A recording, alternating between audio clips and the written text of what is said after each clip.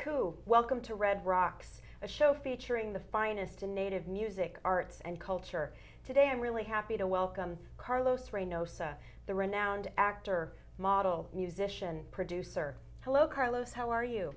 Very good, especially after that. Thank you. So tell me, how are you doing? What projects do you have right now happening? Well, I have a new album that's about to be released called Baby Blue. And I've been on a perpetual tour. And have a lot of things going on. I'm going to be at San Diego State actually this next week, and Orange County Powwow, and Palmdale Powwow, and Ridgecrest Powwow, and really? Yeah. So how long have you been on tour? Ooh, I don't know, about 16, 17 years actually. 16 or 17 years? Okay. Yeah, if I don't tour, I don't make money. That's right. Not that it's just for that, but right. You know, if you're staying at home, you know, kind of hard as an artist. Speaking of home, is that where you first became a musician? It was, yes. Singing for relatives, you know, and friends. And how old were you when you started to sing? Well, they tell me I was really little, that I was always humming along. But I used to have a little transistor radio that was solar powered. And I used to play outside in the dirt, actually, and listen to my radio and sing all the songs. My mom was very surprised that I could sing every song on the radio. You knew them all. Knew them all. Could sing like Mick Jagger, or the Four Tops, or whoever, yeah, at a very young age, actually. That's wonderful. So you were born and you grew up singing. At what point did you pick up a musical instrument? Well, I got my first flute actually at Flagstaff Powwow a long time ago, but I didn't take it very seriously. But you know, I started late in life. I was always working with other musicians at the beginning and writing a lot of lyrics and melodies. But I started kind of late playing guitar. But I sure do love it now. That's for sure. That's right. And this new album that you have out, Baby Blue. Baby Blue. Is that featuring your flute playing? It is, actually. It's all flute. A lot of different flutes from different makers, actually, too, that have passed on. It's kind of like a memorial album, actually. So it's something that's very special to you, close to your heart. Oh, very much. If anybody has it out there, they can read the little special dedication, actually, to my little sister. Oh. Yeah. If someone wanted to get Baby Blue, what's the best way to get that CD? Well, they could call me directly, or they can go to my website, which they'll probably end up calling me directly anyway. And that's www.carlosreynosa.com. Exactly. I've seen the site, and it's wonderful. It's beautifully done. Oh, thank you. Lots of information about your own history, which is really diverse and interesting. And thank you. One of the things that struck me too is you have such diverse roots in so many places, culturally, historically. I saw that you're Yaqui, Mexica, Cherokee, Irish, French, German. Just like a lot of Americans. That's right, that's right. How has that influenced you professionally as an artist? Well, it's made me very kind. That's for sure, because if you're a part of everything, you know, you really can't turn your back on anything. That's right. Yeah, it's nice. And especially, you know, doing a lot of things in LA, because there's so many different people and so many different tribes here that, you know, it's more open than, you know, traveling across the country where people are a little standoffish more. Even though, you know, I've traveled to a lot of the reses across the country as well. And what's the reception been for you as you've traveled throughout Indian country? It's been really good, especially after I start singing or playing. Really? Yeah, sometimes there, you know, can be. You know, I am awful light, you know. But once they realize this is what I do, you know. You know, some people hire me just to do that. Some people hire me just to speak, actually. You know, at some of the universities. Okay. Yeah, it gets a little different point of view, you know, especially if you've seen how our people live. Yes. Most people do not. You know, they think that, you know, people are having problems in other countries. But if you've been to any of the, you know, some of the reses, it's we're in a, you know, a desperate state in some places. That's for sure. The third world is really right here in our own backyard. That's right. And I noticed on your website you have a lot of groups listed. You've given very generously of your time, your energy, and your talent to nonprofit organizations, charities, causes. Is there one in particular, the list is exhaustive, is there one in particular, though, that is closest to your heart that you've been really active with? Well, all the peoples that I've worked for really are close to my heart, that's for sure, because so many people are, you know, extinction is forever.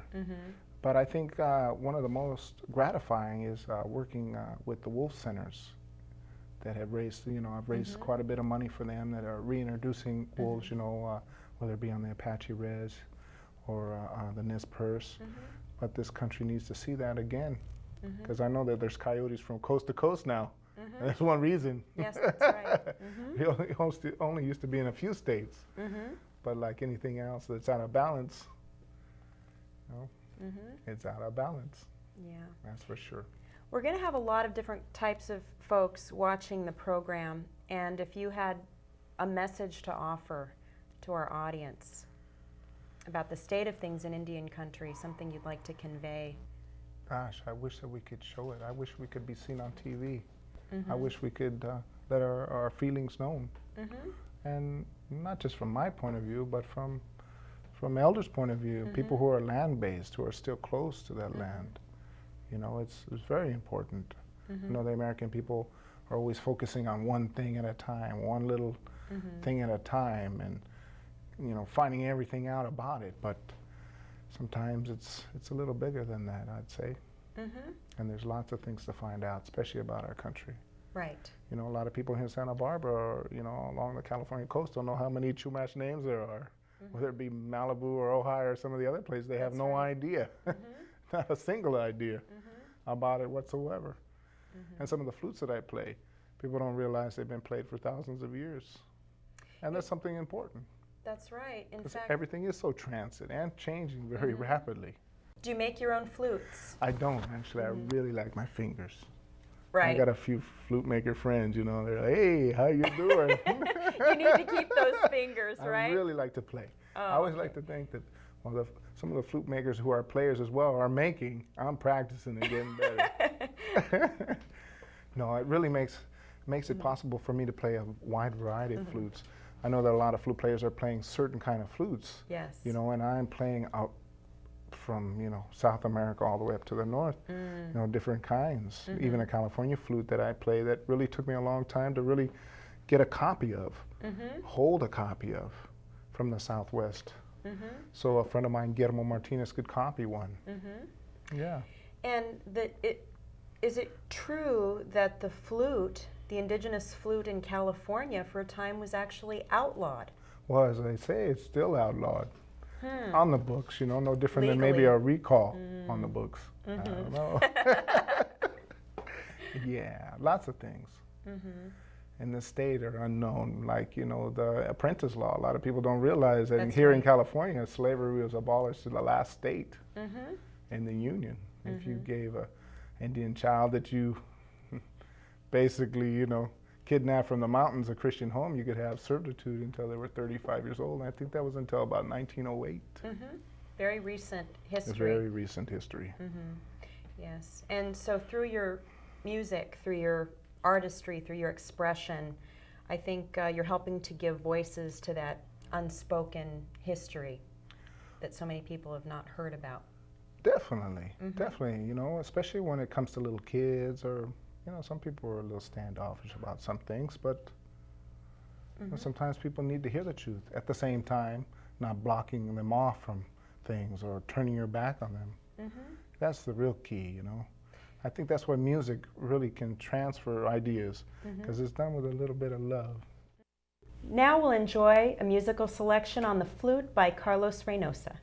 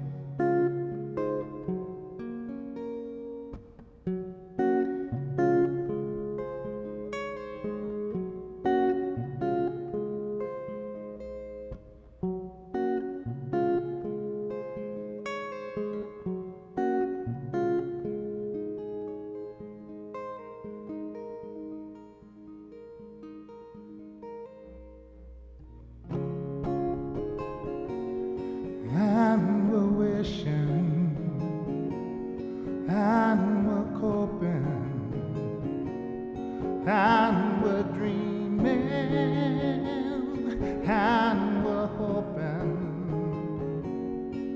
for the people, for the people, for the people, it's for the people.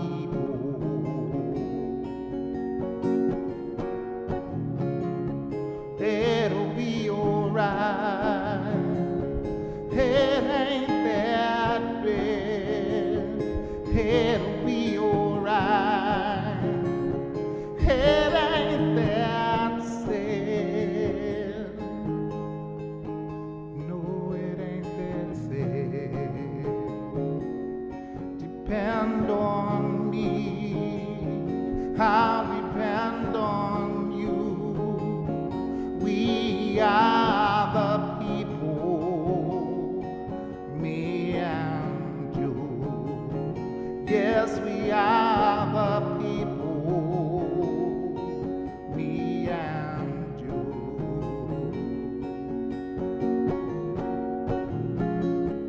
It'll be alright, it ain't that bad, it'll be alright, it ain't that sad, no it ain't that sad,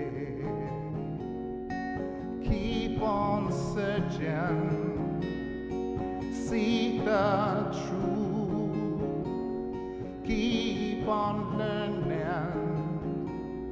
the truth will free you, the truth will free you, yes the truth will free you, the truth will free you.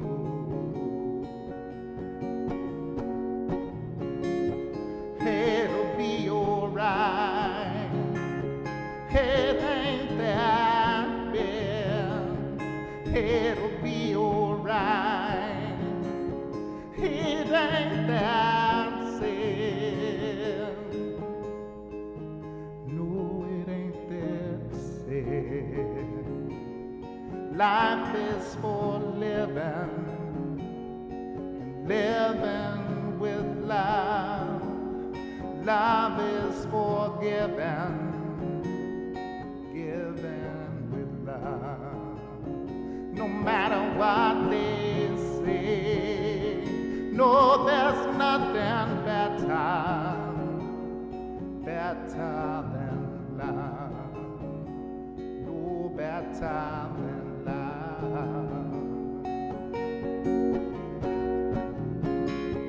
It'll be alright, it ain't that bad, it'll be alright, it ain't that sad, no it ain't that sad,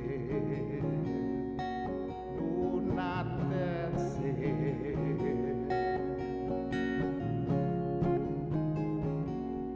and we're wishing, and we're hoping, and we're dreaming, and we're hoping for the people, it's for the people, for the people, for the people.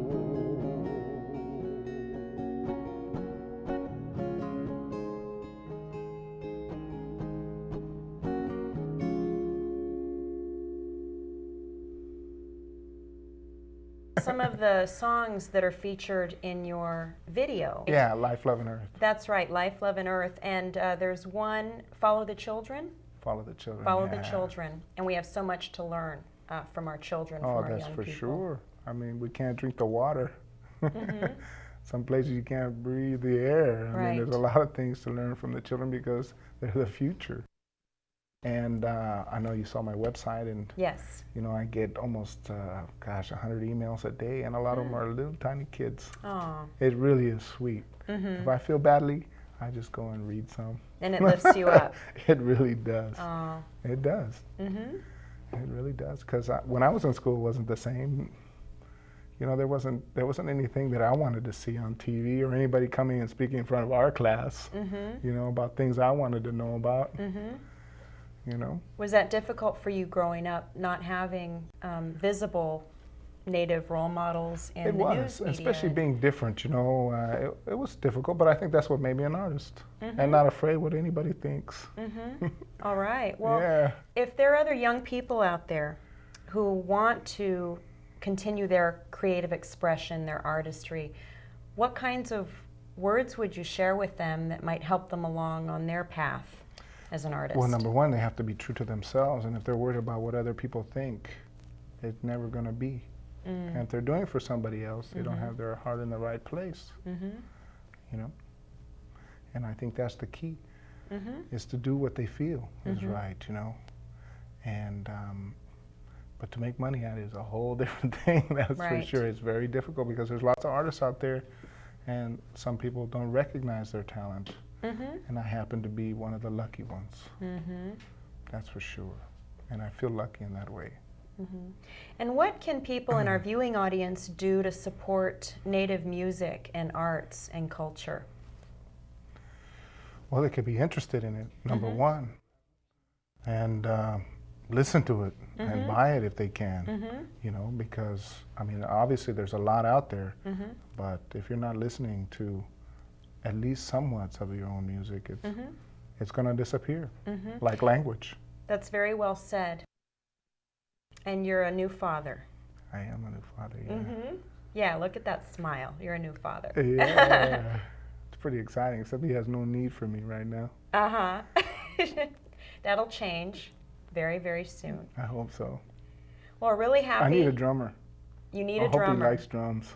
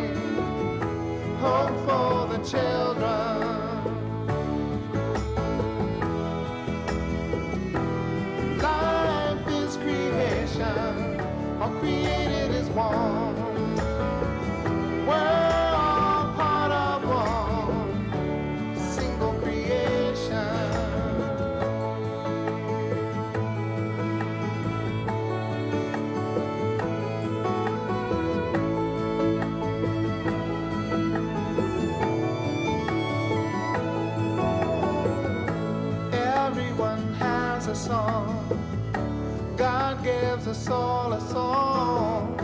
That's how we know who we are. Everyone's got to be afraid. Hope for the children.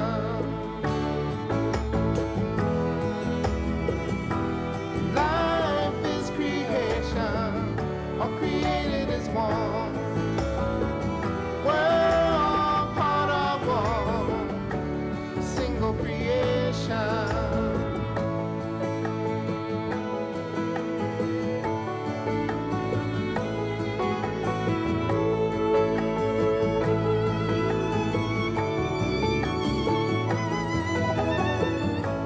Say how the children, the light in their eyes will show the way. Follow the children, and we will all know the way.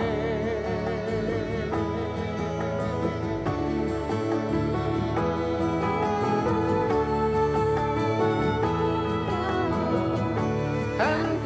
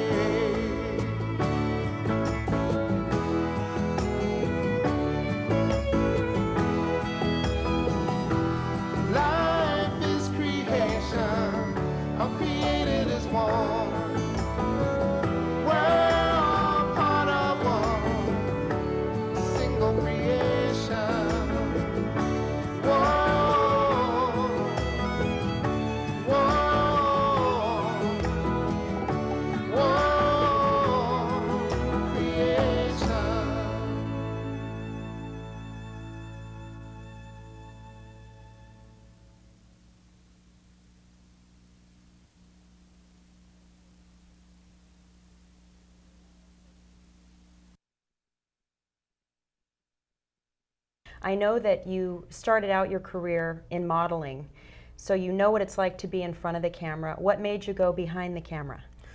Well, there was a guy named Fabrizio Gianni, and if anybody looks at the old spaghetti westerns, you know, Good, the Bad, and the Ugly, Yes. he was actually the cameraman, the cinematographer on those, and he was forced out by the mafia. And then he started working in fashion. He took a liking to me, and then I started assisting him, actually. Okay. And that's when I started shooting. He told me what to buy.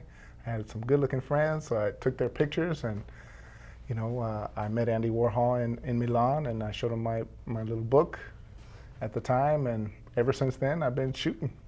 So Andy liked some of your work, and he did. contracted you to shoot for Interview Magazine. Interview Magazine, and from there I went to Rolling Stone. And you helped also launch some careers of famous... Like Mila Jovovich, Jovovich, and Cameron Diaz and Hilary Swank. I was one of the first persons to shoot Johnny Depp, and yeah, many celebs I got to shoot in their early days as well as recently. Yeah. And you're still shooting, you're still a photographer. Oh yeah, that's for sure. Can't take that out of me.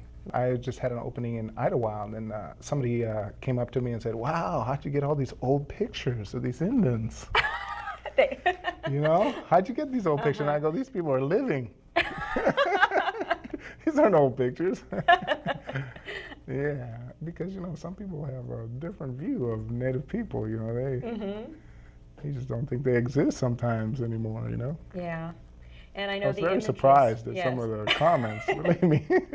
Never cease to be amazed. Yeah. Or in your song, One Bright Day, you say there's more than meets the eye. Than meets the eye, that's for sure. That's a good example of that. If you could tell us a little bit about this video that we're going to be showing some clips from. Well, when I first made it, it was really off of a TV show I was doing, actually, in the early 90s. And just kind of developed into its own TV show, Life, Love, and Earth. And it's starring Steve Rivas and Irene Bedard. And at the time, they were really at the top of their game, and I had taken some photographs of them and videotaped them and asked them 3 simple questions about life, love, and earth.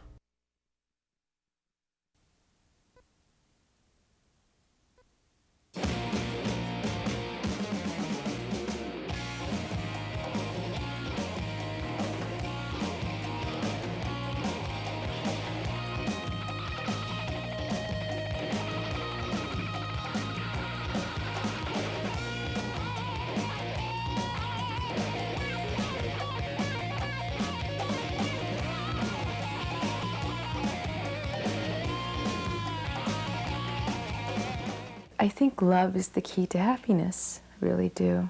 I don't think that you could be happy without love. And people try, but you can't. It's just not going to happen.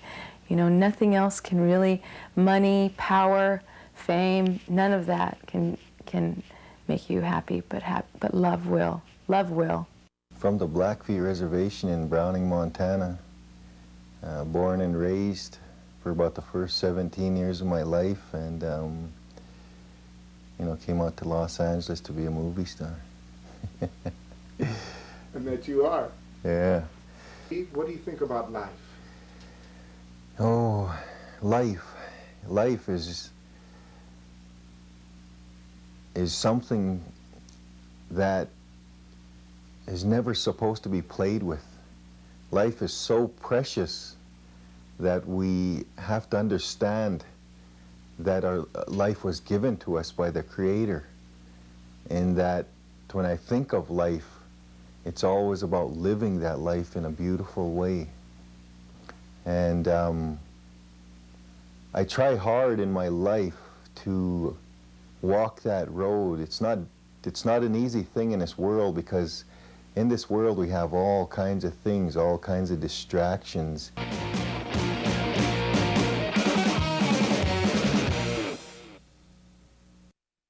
Well, thank you. You're Thank you welcome. for sharing the gift of your music, your art, your photography. It's been a pleasure to have you with us. Thank you very much. And thank you for joining us today on Red Rocks. I'm your host, Nikki Sandoval. Until next time.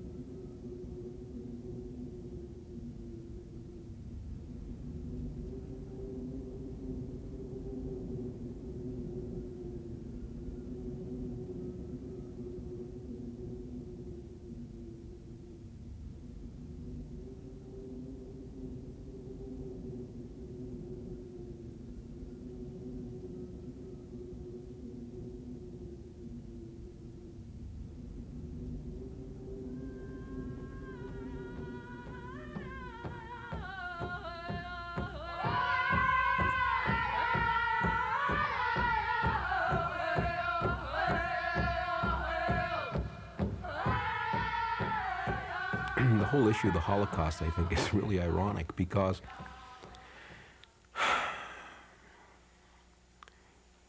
so much literature has been expended in the pursuit of exposing Hitler and the Holocaust and the terrible tragedy that occurred with the Jews, where 6 million people perished. What most people in this country fail to realize is that the model for that was here, was the treatment of our Indian people, was the model for Hitler, and he said so. He wrote it down, and he said that the prison camps here were the model for the prison camps. Also, the whole notion of turning the people against themselves within the prison camps and keeping them busy with each other so that they couldn't escape or didn't have other ideas was also born here, and he copied it. He thought it was a very good plan, and he really admired Andrew Jackson. So it's a little known part of history, but it is a reality. And nobody's ever really addressed it. Nobody's ever really talked about the Holocaust here. I mean, there were conservative figures, 19 million Indian people living in North America, 19 million. And by 1970, there were 260,000. They didn't move to Hawaii, or they didn't go to Sweden. Where did they go? They are gone. They were gone. Killed. Murdered. But 19 million people. Well, that's not a Holocaust.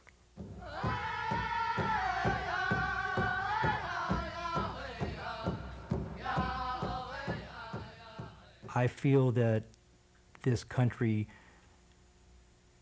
doesn't understand historically what happened to its indigenous people. They see it on television and they read it in the books, but they really don't see it in the practical sense. It points directly toward the racism of this country, of the white person, of the dominant society, of manipulation of environment and of its people. To us, to the white man, we're just kind of like a cactus on the trail. You chop it away and get it out of the way so you can keep walking down the trail and seeing what the beauty you want to see. I think that one of my goals is to have our people look at themselves and stop dancing for white people and saying we're so pretty.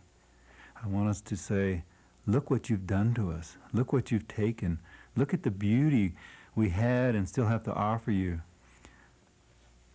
And stop treating us like subhuman human beings, because we don't deserve it and we don't need it. For more than 500 years, American Indian people have been subjected to the ever-changing whims of the white man, who with sword in one hand and Bible in the other, swept across this land like a plague of locusts. What the people of the United States did not know was that their so-called enlightened nation was setting an example that would be followed in the 20th century by some of the worst butchers known to man, including Adolf Hitler.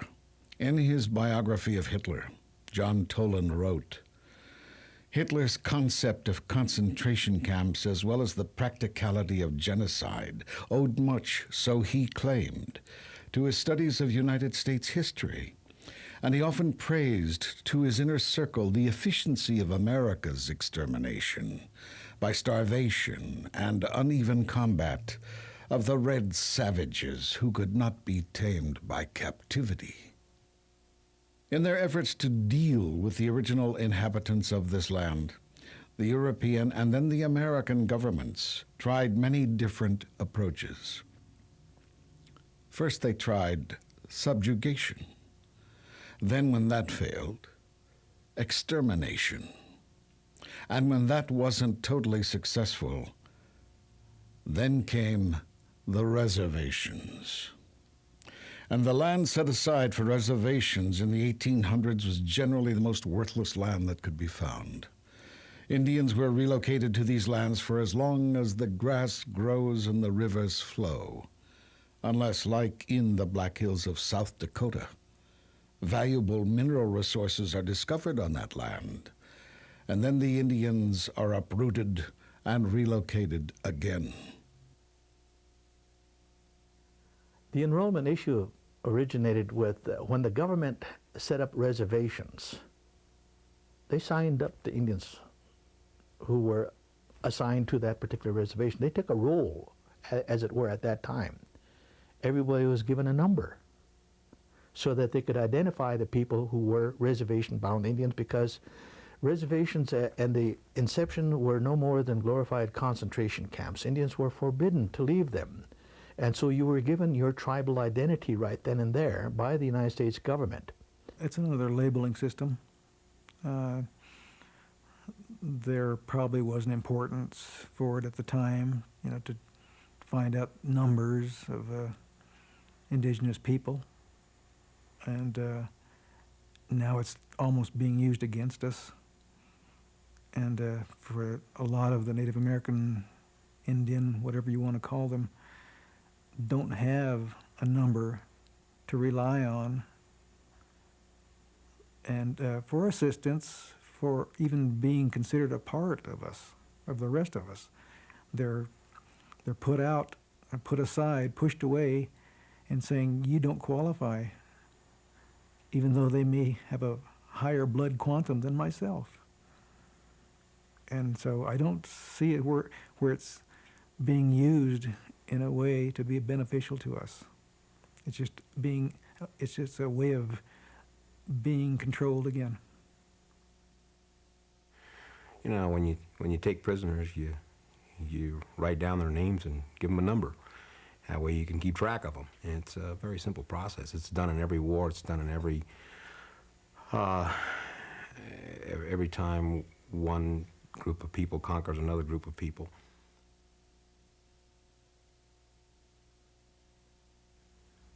When I was younger, I was extremely angry about it, Now, there's a sadness because things will never be the way that they used to be. It will never happen.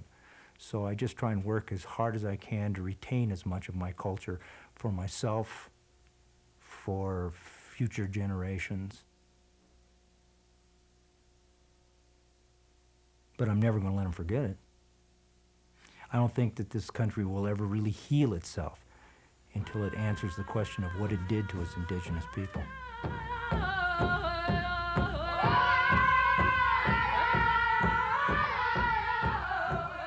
But confining Indians to reservations wasn't enough for many hawkish political and military leaders.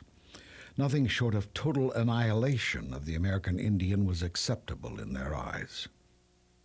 Colonel John Chivington, known as the Fighting Parson and head of the 1st Colorado Cavalry, told a gathering of church deacons, "It is simply not possible for Indians to obey or understand a treaty. To kill them is the only way we will ever have peace and quiet."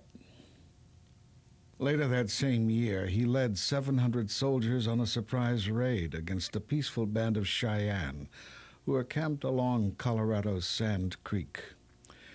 Just before the dawn attack, he told his men, "Kill them all, children as well. Nits make lice." 400 people, mostly women, children, and elders, were murdered that day, as an American flag and a white flag of peace flew high over the camp's tallest teepee. As tribe after tribe was successfully depopulated, demoralized, and imprisoned on reservations, political winds shifted and extermination began to fall out of favor. Assimilation became the new byword of a concerned citizenry, and so an educational model to make Indians into imitation white men was proposed. The centerpiece of this plan was the Indian boarding school system designed by former Indian fighter Captain Richard Pratt. His motto, "Kill the Indian, save the man," was the central philosophy which destroyed Indian families and societies by sexually violating and brainwashing generations of Indian children into believing that their language, culture, clothing, and their very identity was evil. In actuality, the effect of the boarding schools was far more devastating and far-reaching than its creators ever conceived. It is now recognized that the boarding school experience has affected multiple generations of Indian people with such symptoms as alcoholism, drug abuse, incest, sexual abuse, and other major dysfunctions. Almost every Indian person alive today, no matter how successful, carries the residual psychological scars of yesterday and must grapple with the question, when it's all over, will I be Indian or white?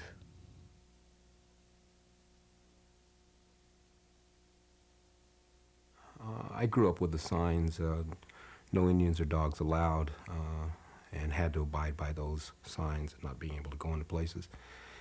And so from the very time I was very small, I think that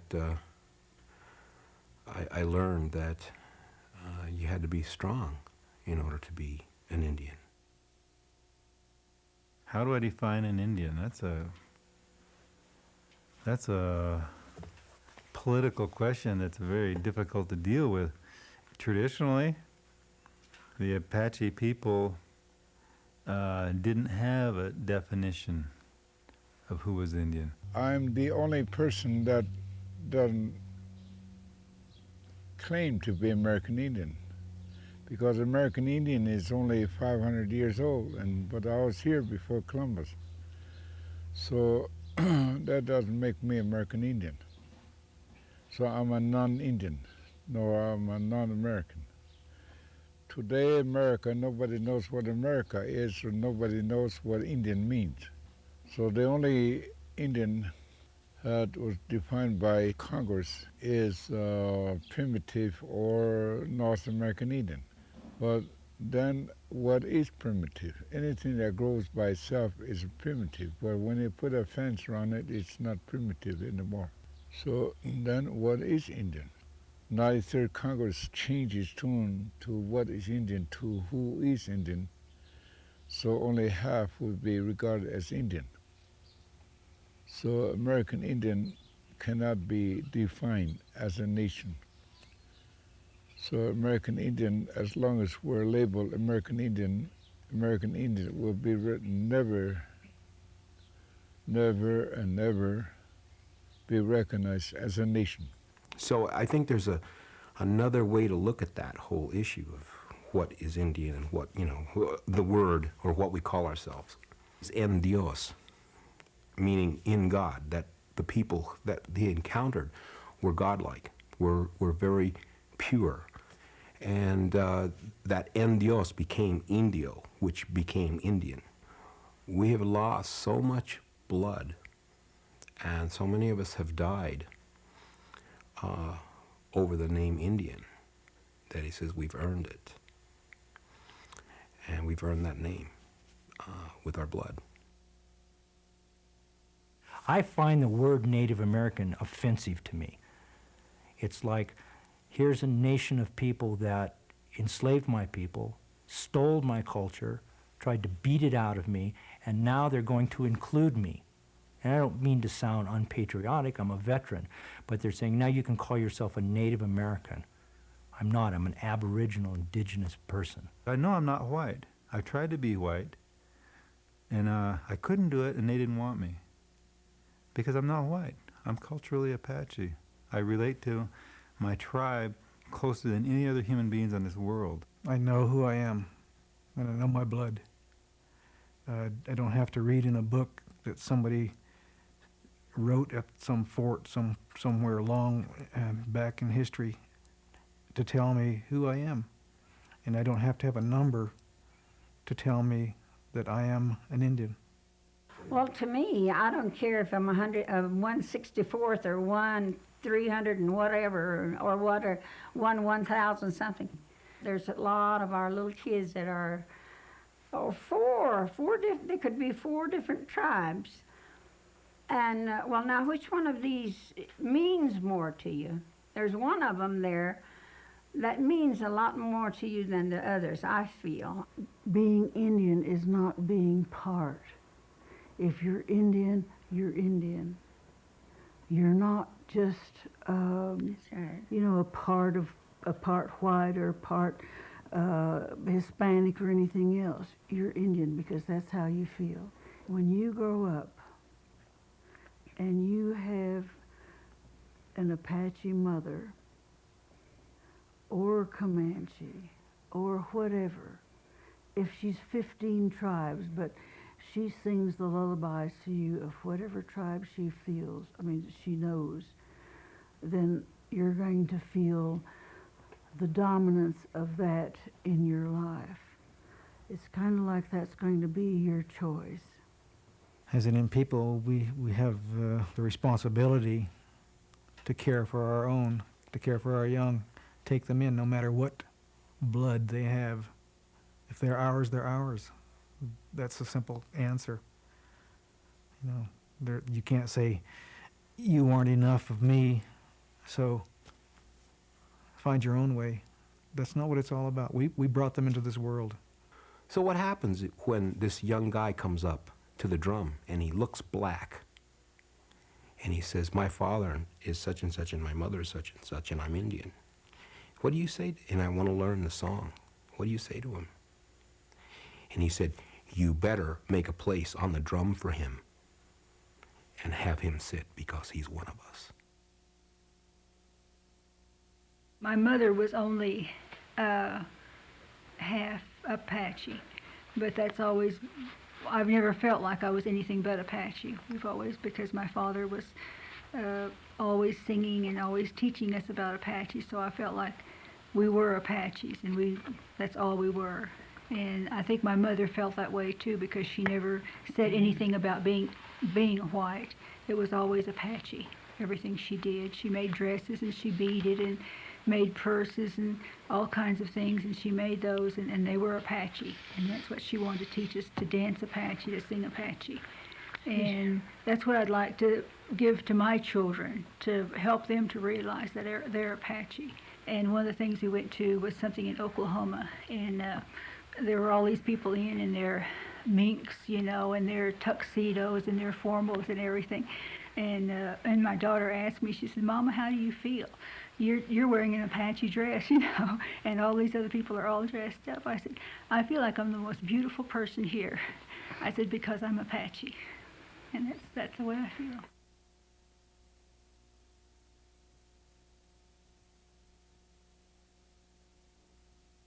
Somebody asked me one time, what is it like being a Native person, and especially being a person of mixed blood? It's a constant explanation of my culture. I mean, I'm totally amazed at how much the non-Indian population knows about my existence.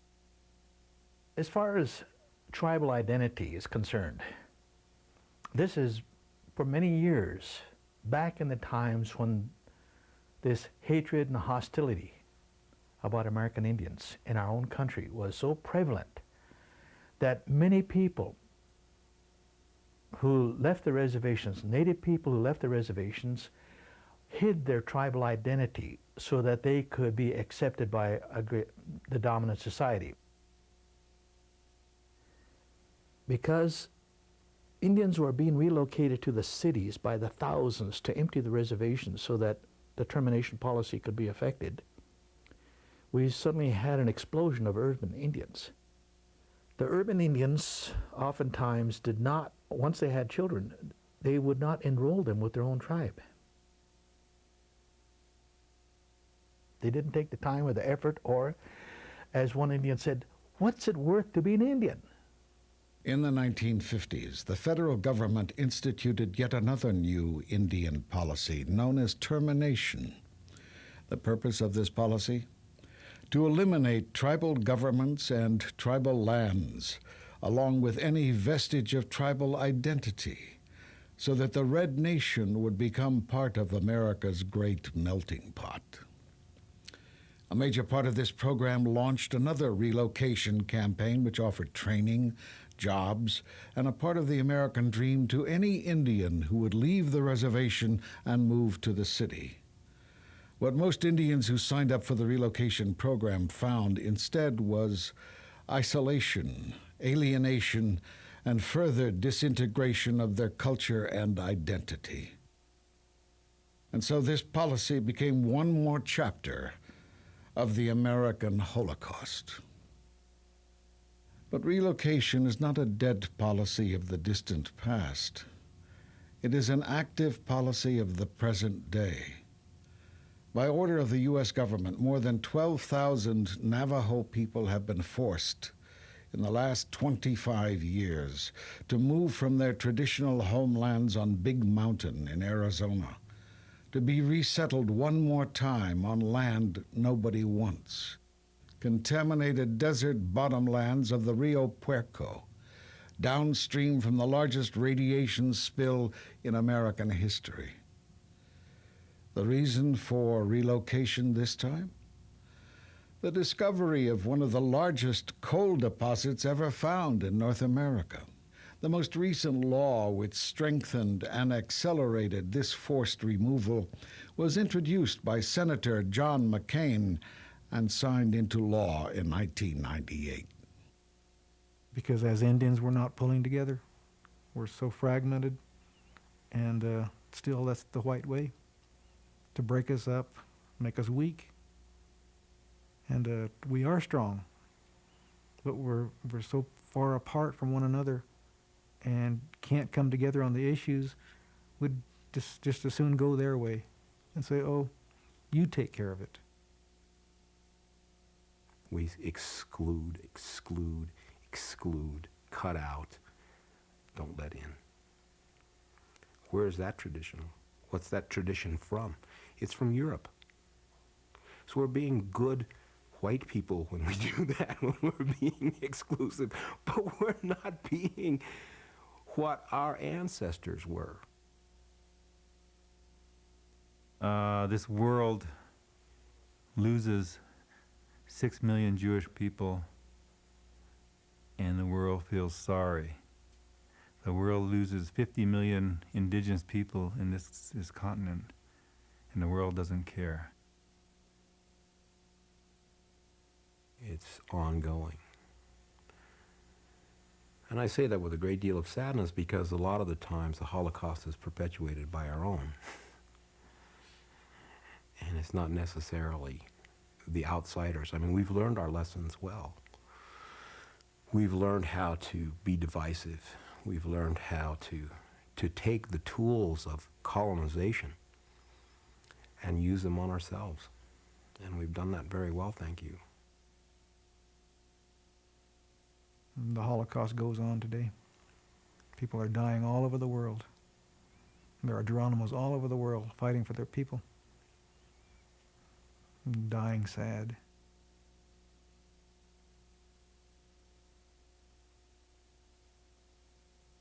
All I know is all these years of what Western civilization has tried to do to indigenous people that we still endure. I'm proud of my people, and I'm proud of who I am and what they did and what they stood for.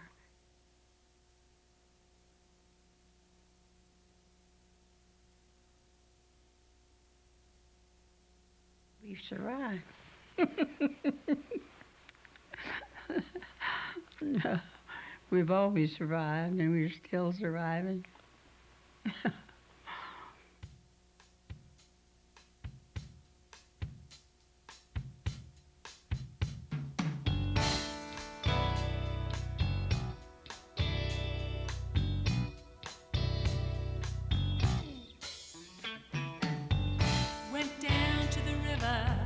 Wash my spirit up to the mountain to purify my soul. I dance to the sun to pray for the ones who can't help themselves no more.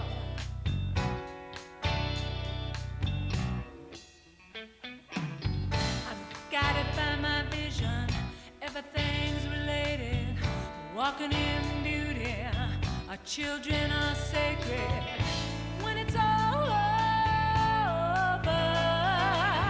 I'll still be Indian.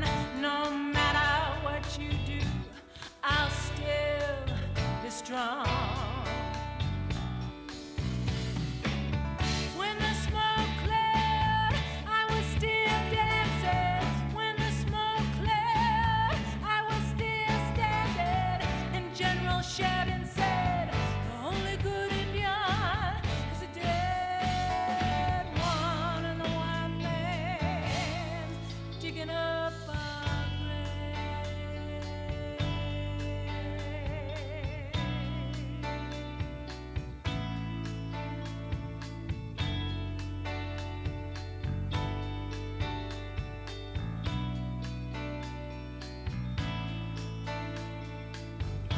Put us on a reservation, took our land away. They say no Indians or dogs allowed, and the white man's dancing on our graves. They brought Jesus to us, they brought us the cross, they brought us hunger and disease.